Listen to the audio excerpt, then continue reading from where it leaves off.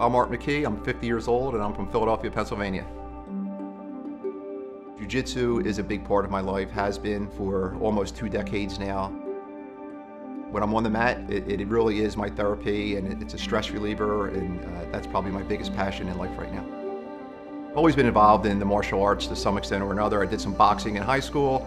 In college, I was doing Muay Thai, I was doing Jeet Kune Do.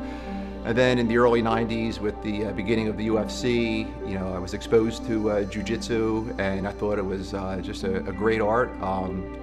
Tried a class at a local school and fell in love with it. And here I am still doing it.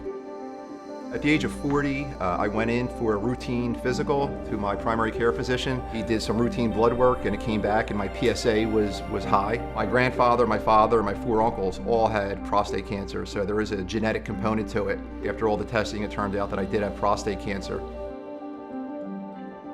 Probably the first 48 hours, I was just in a daze. When you hear the C word, you automatically equate it with the worst. I got down to business. I said, all right, we're going to tackle this. We're going to beat this damn thing. And I started doing my research.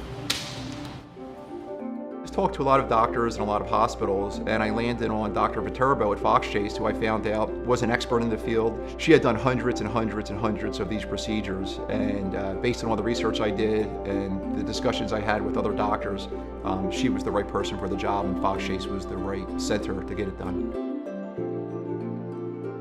It didn't derail me in any way. I really didn't let it derail me. I went about life as if nothing had happened. I continued to train in jiu-jitsu, continued to be a father, a husband, and other than the various appointments and doing my research, I lived my life as if nothing had happened. After my experience, I was always open and willing to discuss it with other men who might have prostate cancer and share my experience with them, that there are options, that it's not the end of the world. You can get through this and live a normal life and have a very high quality of life, even 100% of what you had before the diagnosis. So the surgery was 10 years ago. I had the radiation treatment 5 years ago, and I've been cancer-free ever since.